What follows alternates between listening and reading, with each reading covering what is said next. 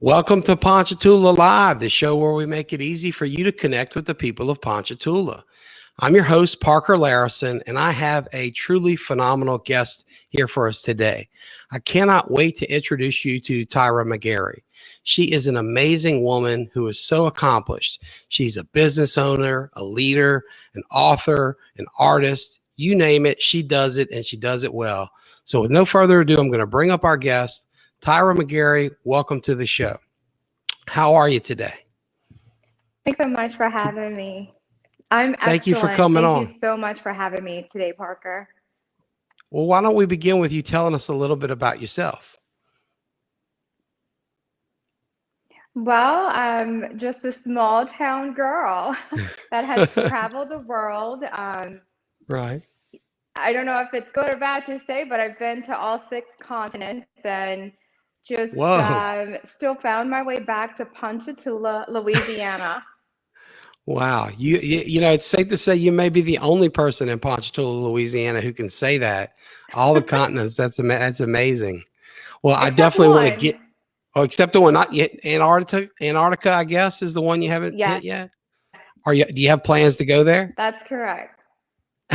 That's so cool. Yes, actually, I was scheduled to go last year. Uh-huh. Wow, that's neat. Well, let's hope that COVID works out. You can get that back on schedule, because that sounds super exciting. What inspired the interest in world travel? When did you know you wanted to see all the parts of the world? At age 5, I was an avid reader, and I lived through books. It didn't matter if it was a magazine, an encyclopedia. I was curious, I read a lot, and that made me just start that lifelong goal, or as a child, a wish to visit every state and every continent, and I've never stopped. What was the first trip you took? Do you remember, kind of first time you left town and where you went?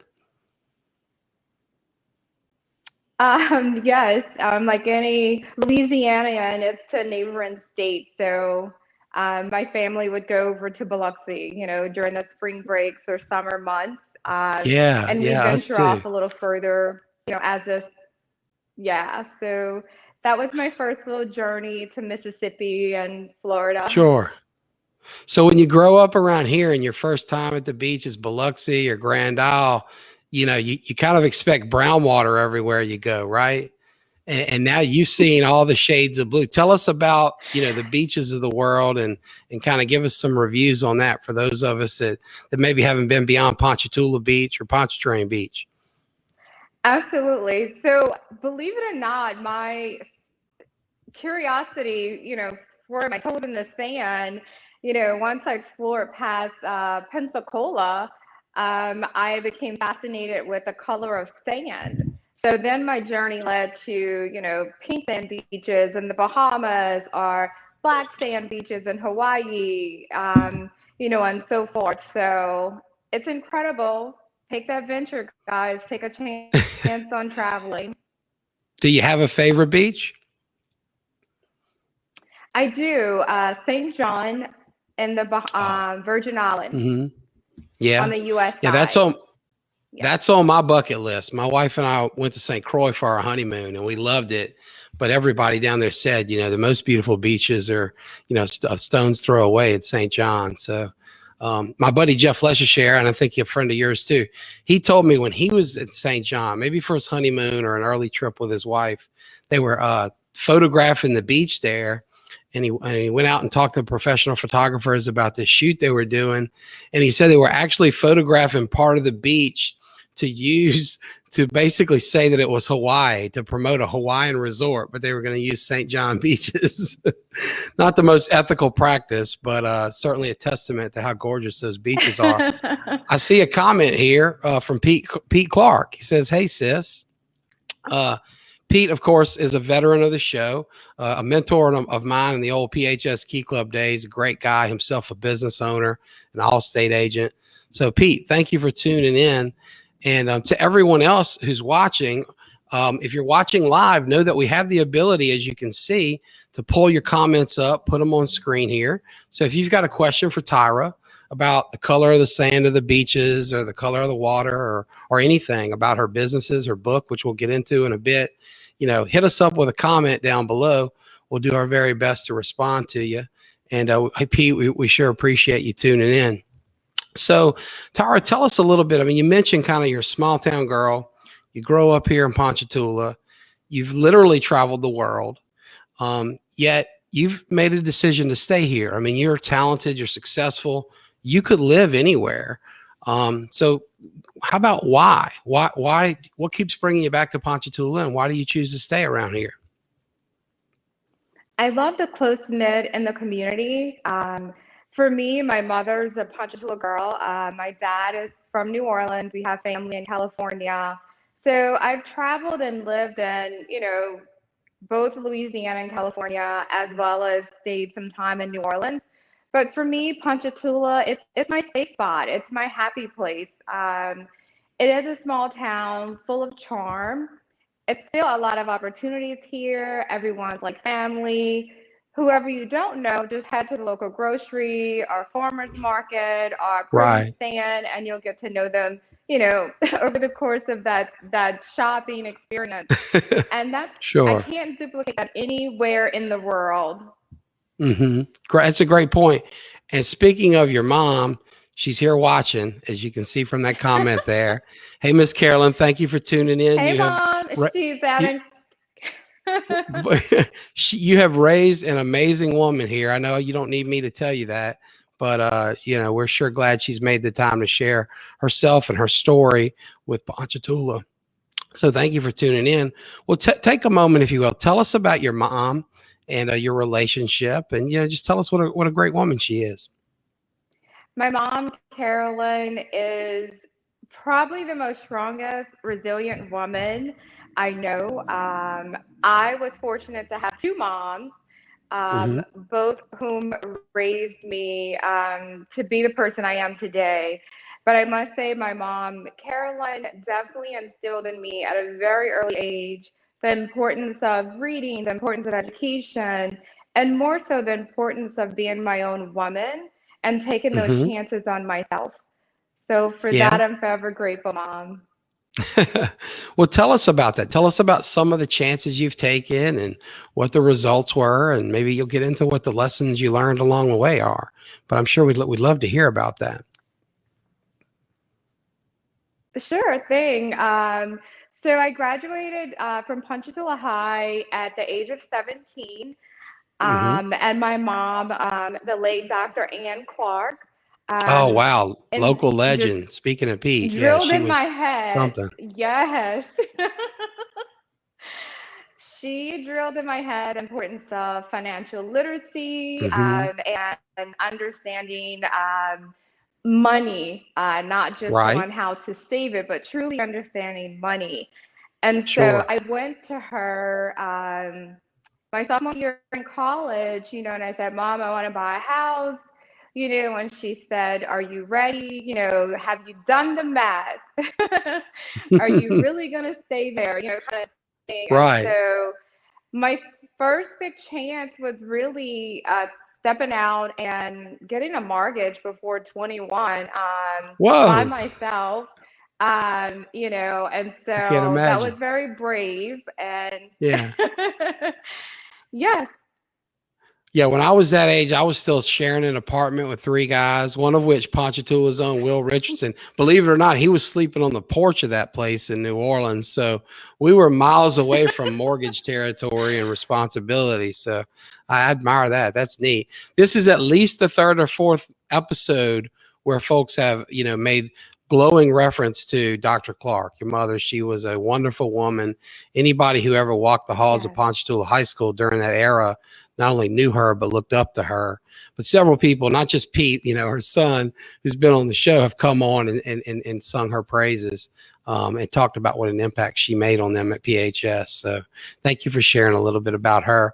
We have several other people on here saying hello.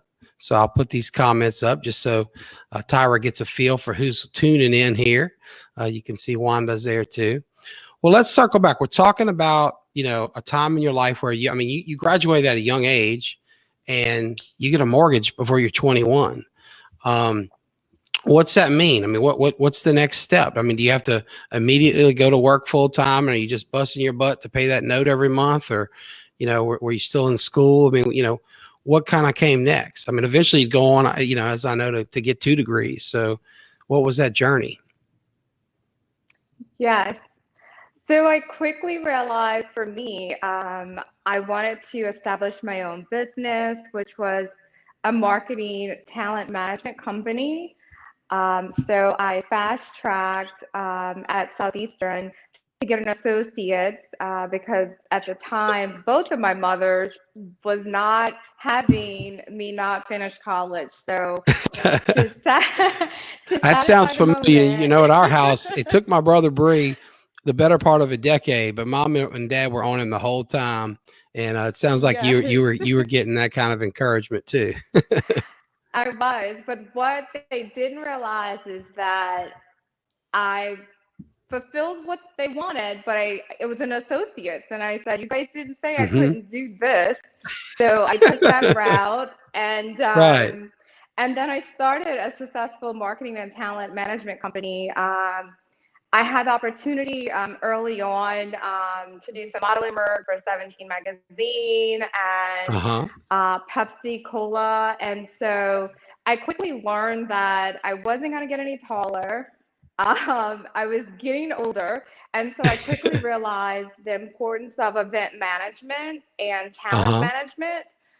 So I quickly shift gears into that arena, and so that was really my true breaking point when it came to the business world of jumping into owning my own agency and working with large companies out of New York, out of London. I truly, truly was fortunate to connect with some really good players and get people amazing contracts and make great money doing it as well. Well, how did you make the connections internationally and in these big markets, having come from here? Was it through your own modeling and the people you met there, or how'd you make those relationships and get that kind of big time work? Yeah, so both of my mothers made sure that I fellowship with people and was in the now. So Hmm. what set me apart from a lot of the other models, I wasn't afraid to get involved and ask the why and go into a shoot or a production or a movie set and deliver what they're asking because I asked questions. I didn't Hmm. just, do the pose or read the line. I truly was Right. involved. And so that left a lasting impression on a lot of them. And plus, I was too young to party. So I didn't party. I was so busy trying to understand Right. the business. Uh-huh. And so a lot of them were impressed by that I was so Hmm. curious and interested and really knowing, okay, the model, that's great, but who is she? Like what, Yeah. the makeup artist, that's fabulous, but what's he doing, and how can I do that? So that Yeah. curiosity came into play when I launched my company. I told those that helped me along the way in my career what I was doing, and they just connected the dots along with me and believed in what I was Hmm. doing. Well, I know you have probably more famous friends than anyone I know. And I know confidentiality is a big part of being a famous friend, right? But to the Yes, extent you can share, whether it's yes. stories from your career, I mean, can you give us a glimpse of that? Because here in Ponchatoula, the closest most of any of us, got to that was seeing Justin Timberlake outside of Kenny Ballard's shop filming a scene for Palmer, which is, streaming on Apple TV for those of you who might be interested. But we don't get to meet those folks and hang out with them and travel the world with them, as I know you have. Can you share anything there without, breaking any confidences or causing any rifts? Absolutely. Some of them may sound familiar to you, Parker, so you Uh-huh. can't also say who the person may Sure. be. I won't. I won't. I But will do my zip.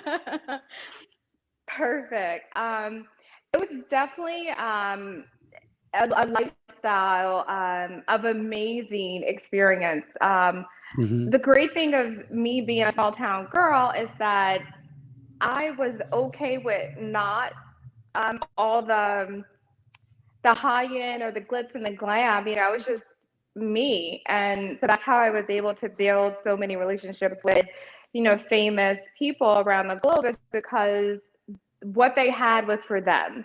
But one particular experience with a friend is we were hanging out one Mardi Gras in New Orleans, and you know, he just felt like, you know what, I'm not feeling this. Let's fly to Key West. And we literally just hopped on a private jet and flew to Key West, Wow, that's instead of cool. experiencing the rest of Bacchus Sunday. Yeah. Whoa, that's really neat. I can't say I've ever had that happen. That's really that's neat. Well, so you get started in business at an early age. You got a mortgage, you know, from Jump Street, talent agency, which you mentioned, kind of flows naturally from what you're doing. You go from being the talent to managing the talent. Yeah. What about some of the things you're doing now? I'm gonna pull up here if I can pull this off technologically, because I'm not the best um, uh, tech guy in the world. But what I'm going to try to do here is pull up a website, if you can see that, for Encore Event Yes. Center, which is one of several businesses that you own now. Tell us about this. Tell us about this project and how you got into it and what you love about it and what y'all do. Thank you so much for the opportunity. So, unfortunately, last year I had a double mastectomy, breast cancer. Oh, wow. All is well. So, thank you so much, Ponchatoula, for all the prayers and love. Thank But God. one You thing know, that was, as you know, Tyra, my yes, mom's a breast yes, cancer survivor. That's so close to my heart, and yes. so thankful you're kicking butt as you are. Thank you. Thank you. But my husband, Carl McGary, who's my best friend in the whole wide world, Yeah. he knew I love celebrating. I love doing events. I love hosting. I love any and everything about event, period. And so Mm-hmm. he made it a personal goal to provide me with my own space, so that Wow. I could have the opportunity to share my talents with our parish, with Uh-huh. our community, but also, should the world had not allowed me to travel vastly, I had my own Right. event center right here at home. Yeah, so and it's a beautiful place. I mean, I can see you set up. You have a stage. Clearly, I mean, you mentioned Mardi Gras, and I know that's always been a big part of who you are and what you do. It looks like you guys have a ton of Mardi Gras fun there. What kind of events do y'all host? I mean, do you do the full gamut from parties to wedding receptions, you name it, or is it more specialized? Tell us about what's in store there. We do. So for me, it's we provide a blank canvas for any type of event that you want to host safely during these COVID times. But you truly Sure. can come in and customize the space from anything from a private party of 10 to as many as 150 people. One thing that was important to me, I could offer everything in house, but I didn't want to do that. I wanted to partner with other vendors and give them an Hmm. opportunity to collaborate, as well as to have a space to showcase their work and make some money and help them grow their business. So Right. I, you know, make sure that I partner with some great vendors, and they're listed on our website. So, you know, we are very proud and happy to have our venue. And I do some decorating by request, but I prefer to allow others to come in and work with us.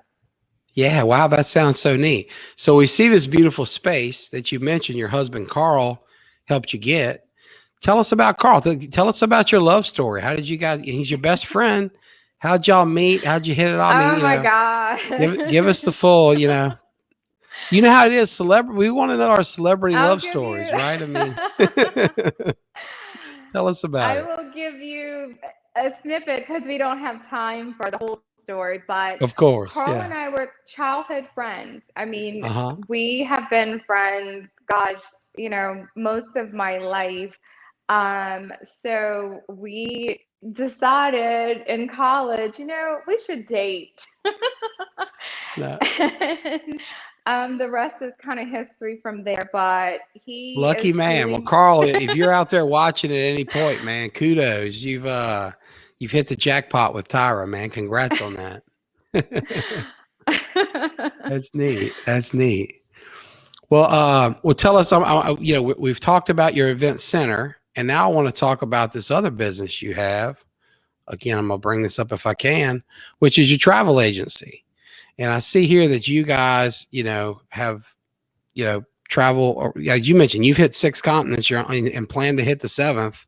But tell us about what you do as an ethical travel agent.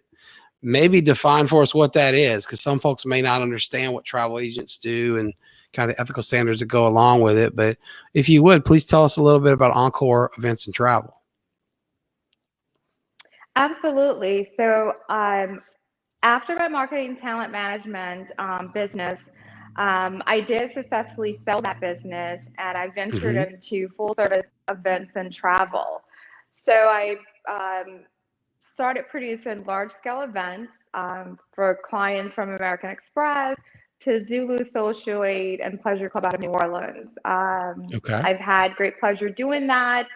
And so for me, Encore is more than just a travel agency, but it was important for me to share with my clients and future clients that we're very ethical. For instance, with the COVID guidelines Mm-hmm. around the globe, I ensure that our clients know the facts before they go. For instance, I had one young couple that wanted to go to Mexico, and I just shared with them the facts at the time. They change, constantly, but the facts, Right. and shared with them full transparency that you must test before you re-enter the US. And if you test positive, you will be forced to stay in Mexico until you can have a negative test. Can you afford that trip from your job and financially? And Right. so for me, it's more than just a booking.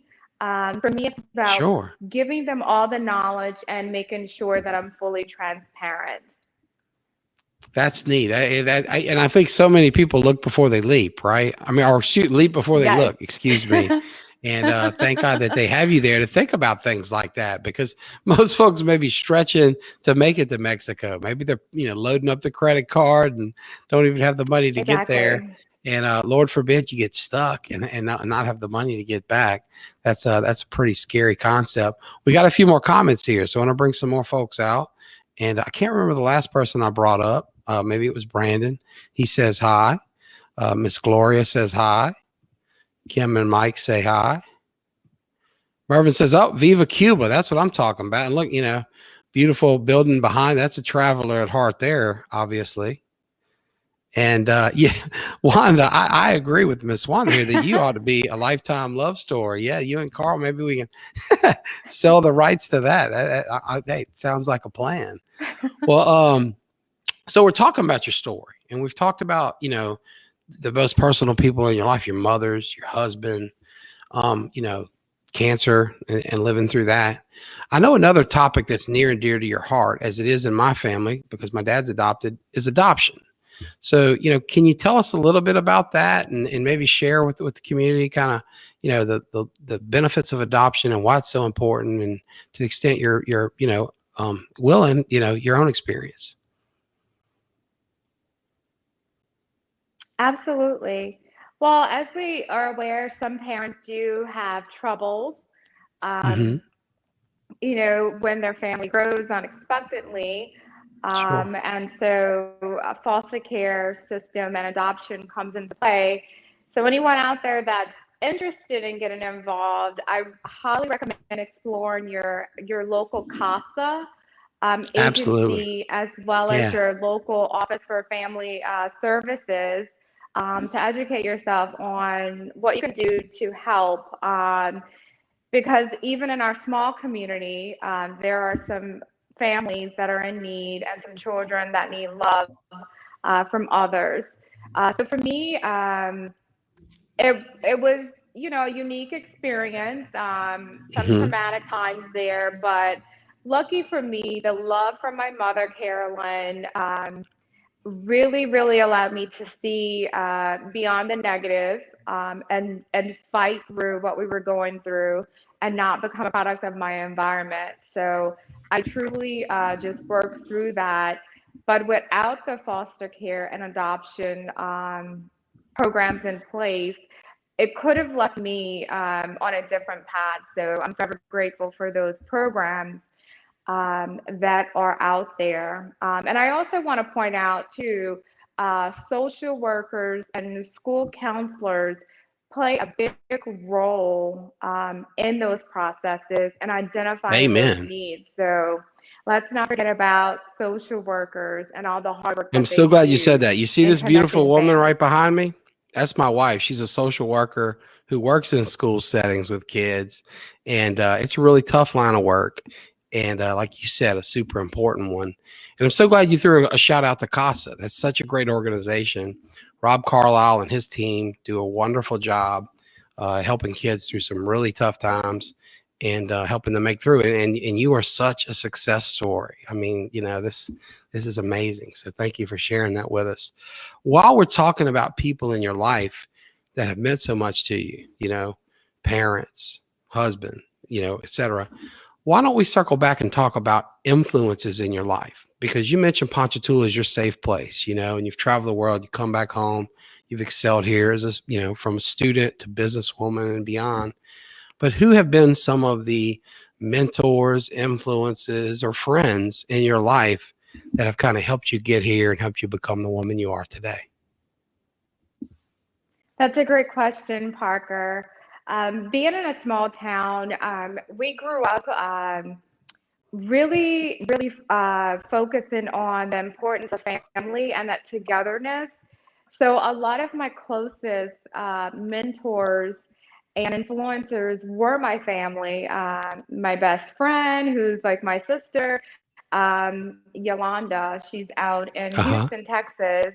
So a lot of our cousins, we were close, like siblings. So that played a big role in the earlier stages of my life. As I, ventured out into the world and the modeling and event marketing side of things, I definitely had the help and mentorship from some pretty famous people along the way. Here locally, Lois Sutton, who's the Mm-hmm. publisher of Where Magazine, has been instrumental. The formal council person, Jackie McPherson, out of New Orleans as well. Right. And leaders like that, I definitely looked to fill my circle with powerful women that were doing things that I was interested in, curious in, or actively involved in. So that's been an ever evolving circle for me. But Mm-hmm. it always goes back to my mother, regardless of the trying times or the disconnection. I still lean hard on those factors, and she will still be my number one influencer. It sounds like she's your rock. She is. That's amazing. Well, one of the things you mentioned was magazine. And we've asked you to bring your copy of your cover of Sophisticated Woman magazine. If you wouldn't mind, could you hold that up for the camera? Because those of us that have been your friends for a while are so proud. Oh my gosh, how gorgeous. Tell us about that shoot and what that was like. I mean, that just turned out great. And we're so proud to see a woman from Ponchatoula on the cover of the magazine, looking great, doing great things. And just tell us about what that was like, Tyra.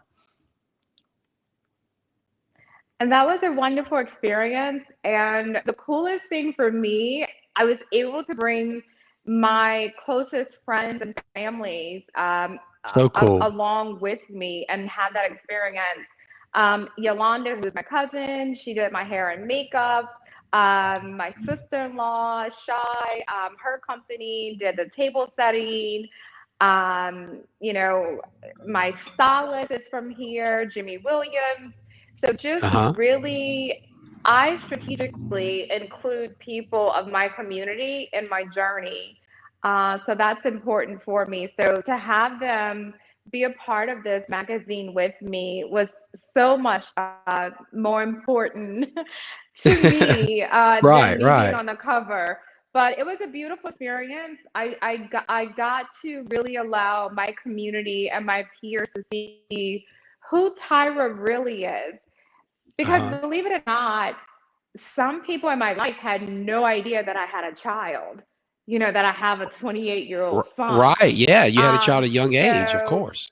yes, because of the experience and all that trauma. Uh-huh. But Right. yeah, so I was raised to keep that part of my life private and not Uh-huh. allow that to hold me back or influence people to judge me. So during that time, people wouldn't give me an opportunity. At least that's how we felt in my family. And my mom, Mama Clark, she Right. made sure to protect me from that image of being a teenage mom. Sure. She wanted people to see me as this you know, brilliant honor student in high school and college and a successful businesswoman. That's what she wanted people to view me as Right. and see me as first. She So wanted you to for the she wanted them to longest, see that first, but um, yeah. First and foremost, yes, what you could accomplish yes, and your talents. absolutely. And so because of that, a lot of people in my life that was special to me, that were close to me, I didn't let them in on that Hmm. part of me. Like they had no idea. Right. And so for me, it was just owning my life story and Uh-huh. not being afraid to share that. So that So cover what are the story, feelings like when you share your truth kind of later along the journey, right? And when it's something that's been kept very private for so many years and then you go completely public with it. And what's that feeling like? I would imagine that's a lot going on there, a lot more than I could a lot. comprehend or understand. Um, but what's your recollection of what it felt like to make that leap? I was free. I no longer had an elephant on my back. Hmm. I could be authentic. I could Hmm. really, truly feel like me. Right. And I no longer cared. I mean, here I am battling cancer, Right. and I didn't let anyone judge me of that. Like some people, they see sickness and they're like, oh, she's too sick, or she's not credible, or she's not going to be reliable. And I just stopped truly caring about the negative feelings someone may develop because of my truth. It was important for me to allow me to be free and enjoy Right. my life for me. Well, how do you get to that point? Because that's an amazing perspective, but I would imagine it wasn't easy getting there. So was there a certain tipping point? Was it something that just came from within and eventually emerged, or did somebody help you see it? How'd you get there? Losing my sister, when my sister Atifa lost her battle to breast cancer, Hmm. I was feeling short on life. Right. And also having the diagnosis as she was fighting for her life. So for Oh, me, wow. So I you felt got I owed diagnosed it to while not she only was still myself. fighting cancer. Wow. That's okay. I didn't know the timeline was that tight. That had to be Yes, terrifying. I'm sorry to yes, interrupt, but wow, that's yes. yeah. So she, holding her hand as she's taking her last breath, Mhm. and her saying, free yourself. Like you're so talented, you're so loved, let go. Wow. So powerful. And we know we're going to get into this, the book with her name front and center. But before we do Yes. that, let's talk about her, the person, not the character or inspiration for the character. We're going to get there. But tell us about your sister, this amazing woman who helped you share your truth with the world, whose hand you held for her last breath. What was she like? She was so brave and so just, I called her my love bug because she truly marched by the beat of her own drum. Right. She was not afraid. Like I was afraid. She Uh-huh. didn't care. She made up her rules as she Yeah. went, and she was a heck of a lot smarter than I was. Wow. Atiba was That's saying in something. college by her sophomore year in high school. So she Holy was moly. much, much more smarter than me. And I wish I would have figured it out or trusted her lead Right. at a younger age because, it wouldn't have taken me so long to come forth. Sure. But Atifa she was definitely, as I describe her in the book, she was just full of life, full of energy, and wasn't afraid. Well, let's talk about the book. And thank you for sharing that because I know that's emotional and I could see it in your eyes as you're talking about it. It's still raw. Let's talk about this amazing book you've written. Tell us about it. Clearly, we know who inspired the main character. You just told us. But Yes. this little book is amazing. My boys love it. As I told you, before we came on the show, my little boy Luke, who's 5, he wants to live in Sunnytown now. The school in the book is on the beach, and you can tell me what color the sand is and which beach you traveled to that inspired it. But it's amazing. The illustrations are beautiful. The story's compelling. Tell us about this little mystery adventure, beginning with what inspired you to write it, and where did this come from? Sure. So Tiff and I, we used to write at an early age. I mean, we would submit stuff to highlights. We Uh-huh. got a few poems and essays published in different little publications. So we were avid writers just as we were readers. In high school, we unfortunately were separated. Um, Due to the foster care rules and things of that Right. nature. But um, we still continue to write. And so when she Mm-hmm. was at Louisiana School for Math, Science, and Arts in Natchitoches, we would write stories and mail it to each other, and the other person had to pick up where they left off and kind of Uh-huh. finish the story. This is like Right. pre-email, right? Oh, I wasn't. So I we used to wasn't gonna call mail you out letters to there and each expose your other. age because you still look like you're 22. But yeah, you and I'm older than you are. But so I remember those days well. Yeah, you had snail mail. You had to work to get something to your Yes, sibling in the mail back then, yes, and it wasn't free. You yes, had to pony we up some did. cash Or too. we would exchange. Yes, but luckily stamps were only 25 cents. Yeah, now you're really dating us, Tyra. I might have to cut Okay, you I'll off if we're stop. talking. Okay. Everybody sees I'll the gray stop. in my beard. There's no fooling anybody in my case. But wow, that sounds neat. So you guys started writing at a young Yes, age, and it sounds like it was a pretty yes. collaborative process. It was, and as technology changed, so did our writing styles. Uh-huh. So the last year of her life, we started writing on our iPhones. We shared a note on our iPhone, and so we would collaborate, little short stories and share ideas of what we're writing next, what we wanted to do. And Atifa knew that one of my life goals was to write a series of children's books. So she just kept pushing me, pushing me, pushing me to do so. And Uh-huh. initially, a story that eventually became a Tifa's Mystery Adventure, I did have some other characters involved and had started writing before she passed. So, as a part of the grieving for me, I started back writing and drawing and just got back on that Mm-hmm. rhythm as if she was still here with me. And came up with a Tifa's Mystery Adventure. So for me, it was a part of a healing process, a grieving process, Right. because I'll never get over her not being here. But Of course. just to share with the world, a Tifa's Mystery Adventure has been phenomenal for me.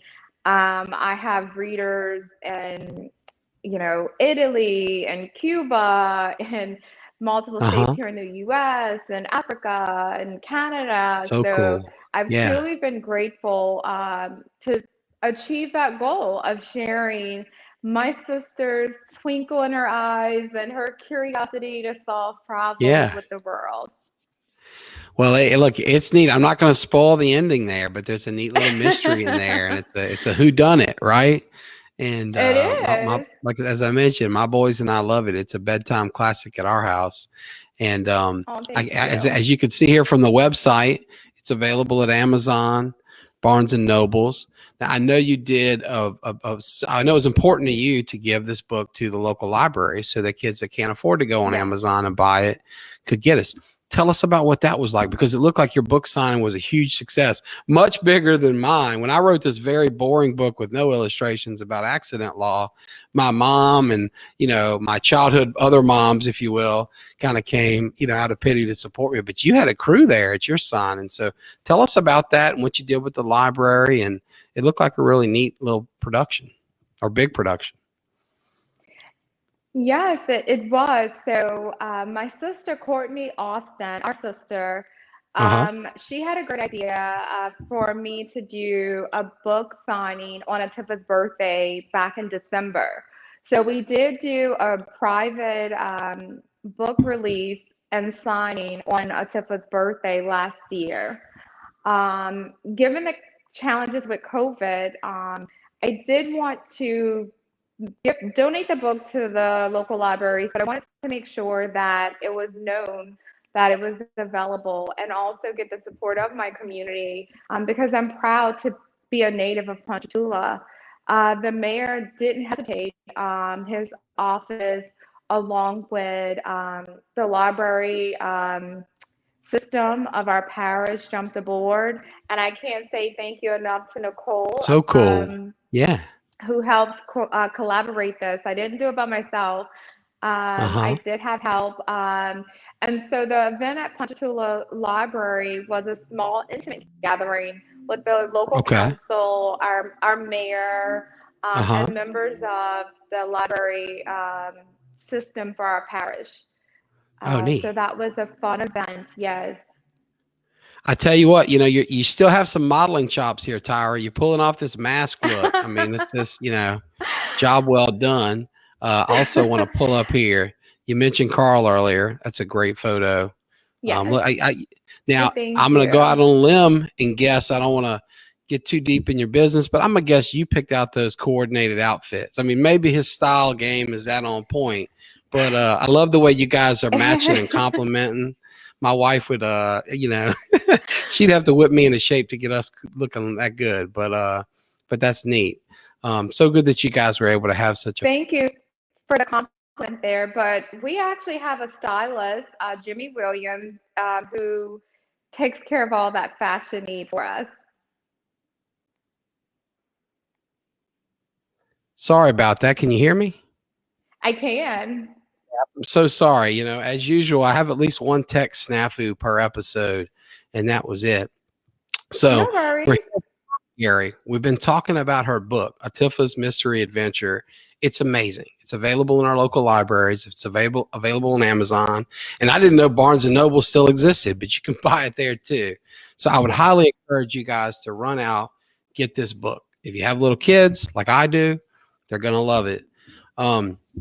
Let's talk about something else. You mentioned from early on in this interview the importance of reading. Okay.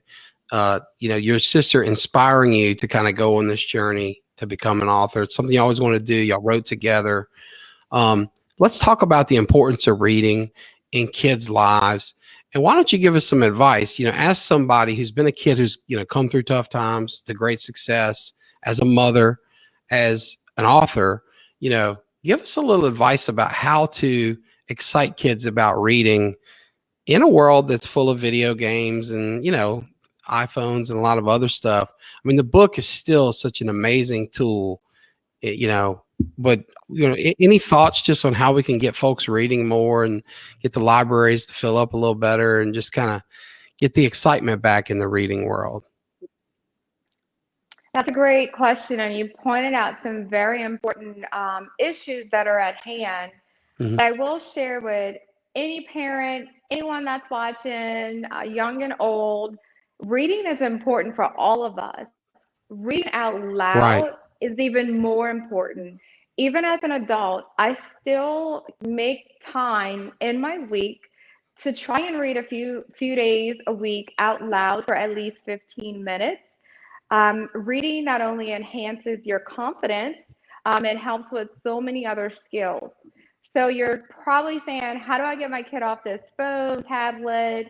There are books available, downloadable on your device. My book is, you can download it and read it as well.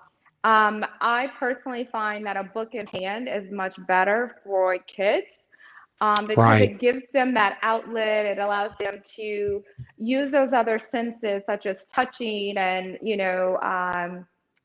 turning pages and, that multitasking that they need. But Hmm. they're also physically seeing pictures and could visualize that back, um, in an imaginary way that they can't really do with a device per se. And that's just my Right. opinion. No, But you're it's right. You're dead important. on. Hmm. Thank you.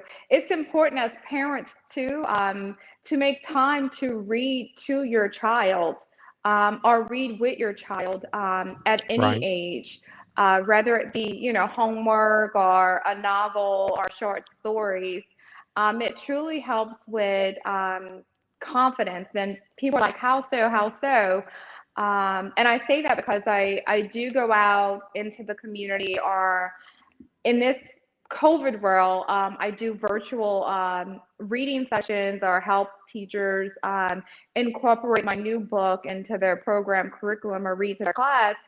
But you'll be amazed of how much reading out loud and reading with a child helps them build confidence, helps them build self esteem, as well as become familiar with other words. A lot of Hmm. times our vocabulary is built only on who's speaking around us. So if Sure. you're a shy parent and your kid's shy, they're not going to be able to open up. Yeah. How's But that if you kid going to both, develop an active vocabulary yes, without what you're talking about? Yeah. It's so important. exactly. So important.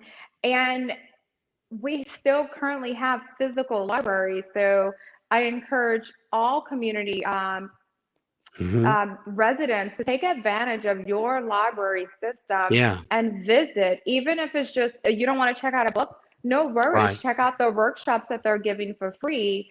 For instance, Tangipahoa Parish Library System does Microsoft Word classes. So Right. let's say you're, 40 plus and you haven't touched a computer. That's okay. There's free help Yeah. out there. Take We have a advantage of great it. library system. Barry We Bradford does a do. phenomenal job with the He Tangipahoa Parish does. Library. You mentioned they're so computer savvy. My good buddy Ramon Wheeler works in computers up there. And Ramon, if you're watching, I mean, you got it down, man. Y'all are really on point with that stuff. So thank you for sharing that, Tyra. Tyra, your mom makes a good point. She mentions that Atifa graduated from the Louisiana School of Math and Science, Yes. and that's up in Natchitoches, right? She was Yes. recruited from PHS to go there. If you wouldn't mind, share a little bit about that, because I think that's kind of one of the hidden treasures of the Louisiana high school system. I had a former law partner who went there. My CFO at my company now went there. I mean, it's some of the smartest people I know did Yes. that. But I feel like most people don't even know it exists, because Natchitoches is kind of this faraway land. And what did she enjoy her experience up there? Did it make her a better student? What's your feeling on that? She she enjoyed it. The only Hmm. heartbreak was that we didn't go together. So I Atifa bet. was a Yeah. freshman when I was a senior, and when she Hmm. got recruited, I couldn't go with her because I wanted to Hmm. graduate with my friends. Um, Right. and so that was important for me. Like I finally had that stability in my life, and I wanted to Yeah. stay here. But her And as you recruitment mentioned, it process, was it was pre-email, so there was no FaceTime. There was no daily no. free, video communication. You guys had to be pen pals. Yes, we truly were. We were. But her recruitment, was so we celebrated it as if she had like won the lottery. It was like so crazy.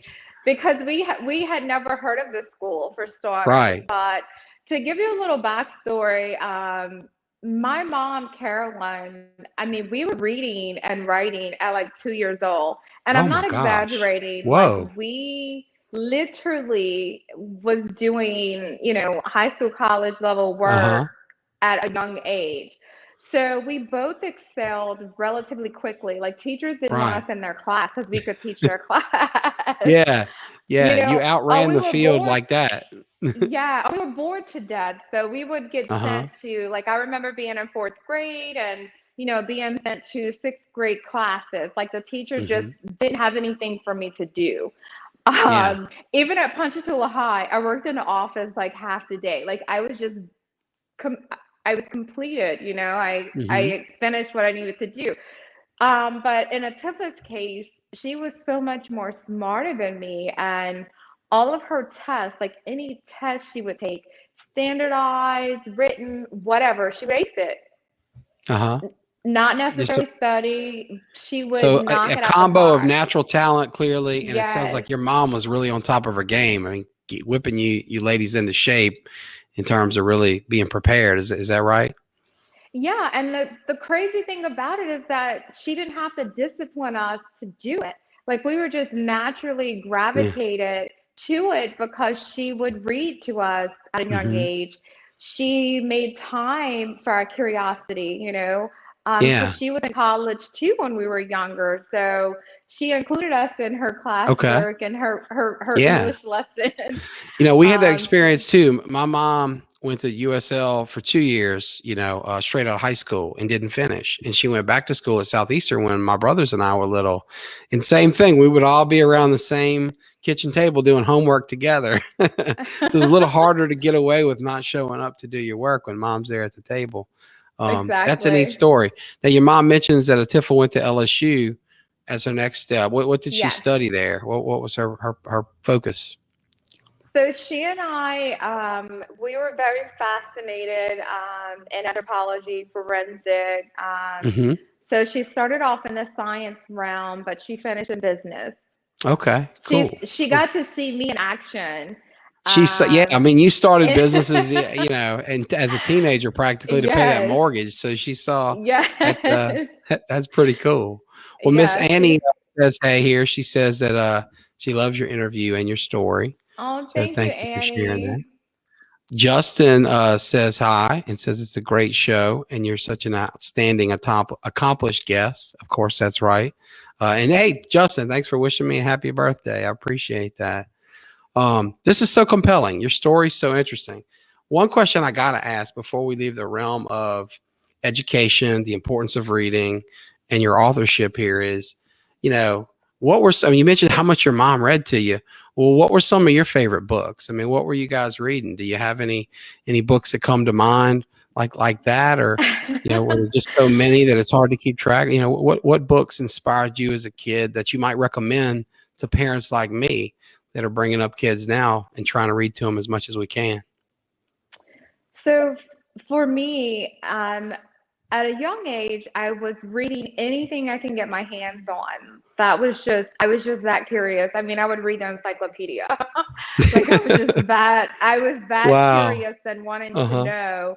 Um, I recommend to parents, and to you, Parker, allow your kids to decide what they want to read, and don't, sway them one way or another. For Great point. instance, at a young age, I started reading Stephen King. I know this is, What? everybody's like, You're gonna have to convince me on this your one. mom That's let scary. you read Stephen King, but seriously, at a young age, I had this huge book of Needful Things by Stephen King, and I Uh-huh. read the whole book like 3 times. But I love Stephen King books. I wasn't And there are expecting that. also, I know everyone says that, but they were just so complex, Uh-huh. and full of horror, sci-fi. It was just very complex. He's a And phenomenal author. I mean, just so he talented. is. He is. And I would share with anyone that's considering writing or publishing your own book, check out Stephen King's writing book. He's that amazing. And if you have any questions about specifically what I'm talking about, just send me a message and I'll share it with you. But Stephen King publishes a book that helps you write, to help That's you enhance your writing skills. And right. for me at a young age, his work was so complex that it made me want to read it even more because it was so complex. And then I just fell in love with his writing.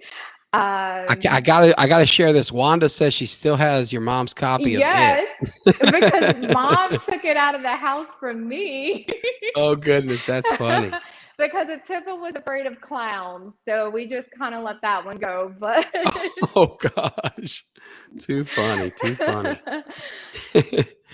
Well, tell me this, Tyra. We've talked so much about varied success in your life, from early success as a model, as a businesswoman. Now you're writing books, you're a community leader. What motivates you? I mean, what do you think fuels this fire inside of you to continue to accomplish at each stage of your life? oh wow, that's an excellent question. For me, just living daily on gratitude. Like I wake Hmm. up each day and I'm extremely grateful. Um, Even when I was going through my traumatic time in my life as a child, I found the positive in it, and I found the ability to build that resiliency like I saw my mother do in various Right. situations in her life. So each day I start my day with gratitude. And I actually have a Facebook group for women called Girl Live and Love. And it's just that, just live and love and find something to be thankful for each day in your life to give you that strength to want to continue to live. Well, tell us about the Facebook group. Is this something that is open to women in the public to join, or Yes, what was the impetus here, and kind of what do y'all? Is it still active? What do y'all do? it's still active. My life has been full of roller coasters like everyone else out there. At a young start of my career, I lost my best friend, my high school best friend. Nikisha Meriday Coleman, and That's so she, tough. yes, fatally lost her life in a fatal car accident. So that was my first experience dealing with death and grieving on such a close level. Right. And so last year, near her birthday is also when she lost her life. So Uh-huh. I decided instead of being in sorrow and and being silent, because that's one of my weaknesses, is I'll just go silent and private and not let anyone in. So last year I decided to not do that. Like she wouldn't want me to do that. Go into that grief roller coaster to where you're sad instead of being happy for life. So I felt that I couldn't be the only woman out there dealing with that emotional roller coaster of grieving or doubting yourself or that lack of connection and feeling hopeless. So I started the Facebook group, Girl Live and Love, and I specifically made it for females so Uh-huh. that we can have a safe space to That's um, fantastic. find those affirmations and those mantras to help get you through your day. So we all share, great tips and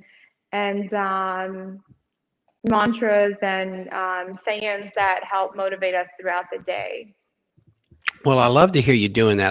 Like you, I lost one of my oldest best friends at around that age. During college, one of my best friends, Robert Conley, was murdered, and it just shakes you. And especially, probably at any age, that's tough to take, right? But when it Yes. hits you either in adolescence or young adulthood, you're kind of too cocky to lean on the people you should. At least I was, my parents and others. You think you know it all when you're 20, 21 years old.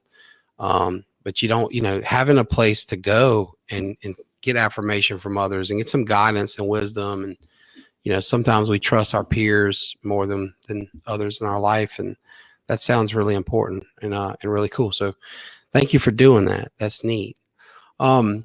What do you think's your next step? I mean, we've talked so much about where you've been, and wow, in a short period of time, it seems like the answer to that's everywhere, right? But we know it's not. I mean, there's still one more continent to go. You told us you have plans to hit that, but even though you've been to all these countries, all these states, all these places in the world, there's so much more to see and so much more to do. So what do you envision as the next chapter in your story? Where do you, it seems to me like we're living in the Dr. Seuss book, other places you'll go. What's next? Absolutely. For me, times have changed because of the pandemic, with COVID and, the aftermath and guidelines that we're going through. But I do hope to get back into the production realm of things and start traveling again, and producing high-level events. I really enjoy the convention circuit, like helping associations find solutions and grow their businesses. So at this stage, for me, developing more partnerships is what's next for me. Travel-wise, I do plan to, explore, once I can do so safely, without the scare of getting, forbidden return to the U.S. Sure. Getting stuck. Getting stuck. So definitely looking to do some exploring this summer and travel. But I encourage everyone, you don't have to get on a plane to take a trip. You can do a staycation. There's plenty of things to do right here in Ponchatoula. On the weekends, walk our downtown. Throughout our parish, there's great opportunities to explore. So don't feel that's a great point. Pockets. And right next door. I mean, just my best friend was in here the other day showing me pictures of this joint up in Ethel, Louisiana.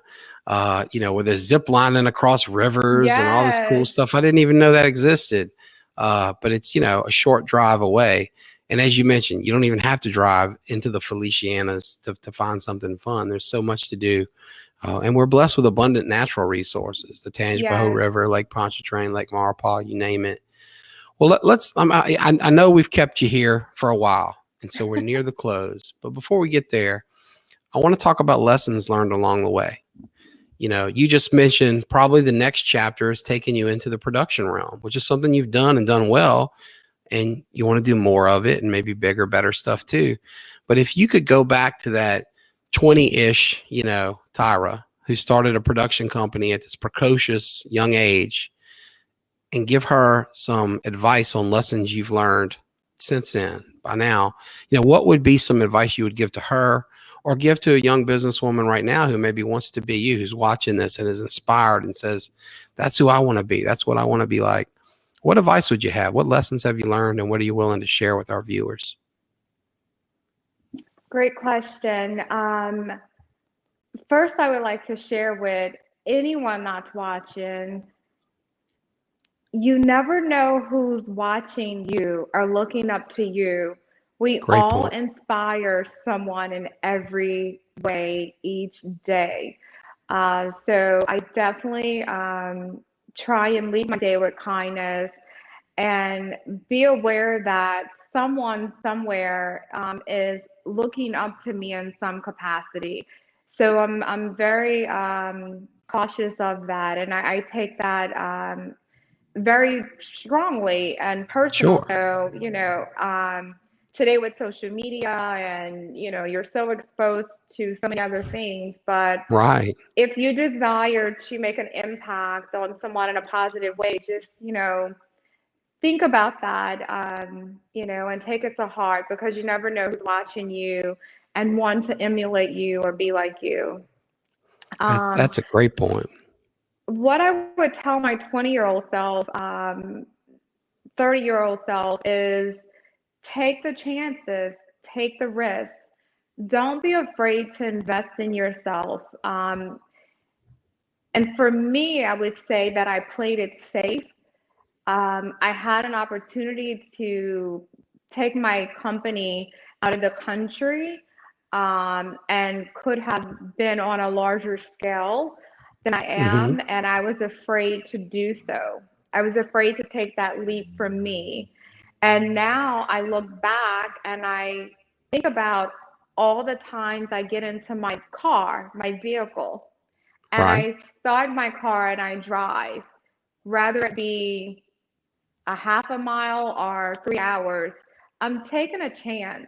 And I'm taking a chance to get to that post office, a grocery store, or to the Sure. beach. So why not take that chance on me when it comes to Right. business? Because it is scary. And so I was in a comfort zone staying here in the US when I could have taken my business to Milan, and I was just afraid of those um, cultural differences. Uh-huh. None of my friends could afford the lifestyle that I was living and the production that I Right. was doing. Um, so I decided not to. And eventually I did sell my company. And now they're a mega company out of Wisconsin now, which is Right. awesome. But for me, I would tell my 20-year-old self to take those chances. Don't be afraid to risk it all.